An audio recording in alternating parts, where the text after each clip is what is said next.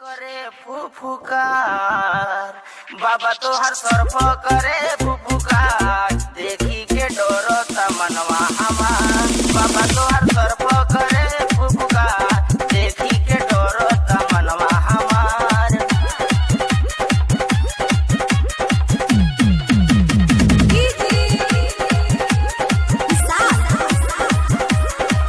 सावन महीना सुहावन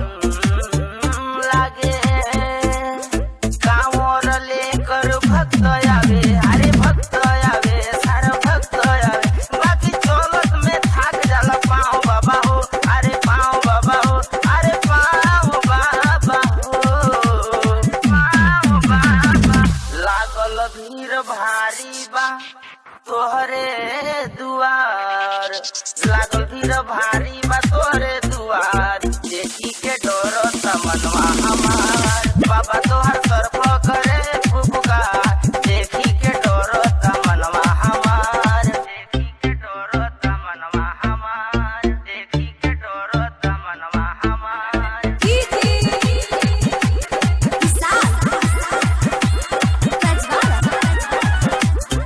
हर हर महादेव शिव शंभु भोलेनाथ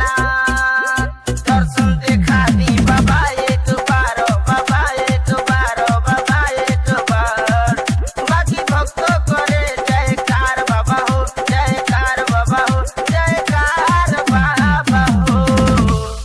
कनवा में झूलता बिछुआ तोहार अरे कनवा में झूलता बिछुआ तोहार देखी के डरो मनवा हमार सर्व तोहार बाबा छोड़े फुफुकार देखी के डरो मनवा हमार सर्व तोहार बाबा छोड़े फुफुकार देखी के डरो मनवा हमार।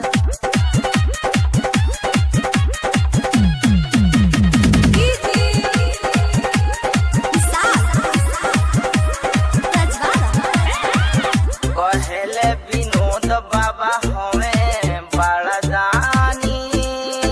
भूखे को अन्न दिए प्यासे के पानी हो प्यासे के पानी हो प्यासे के पानी सारी भगतन के रखे तारे ध्यान रखे बड़ी जान रखे बड़ी ध्यान। जटवा में बहेला गंगा के धार अरे जटवा में बहुत गंगा के धार देखी के डरो मनवा हमार बाबा तोहर सर्फ छोड़ेला फुफुकार देखी के डरो मनवा हमार बाबा तोहर सर्फ छोड़े फुफुकार देखी के डरो मनवा हमार।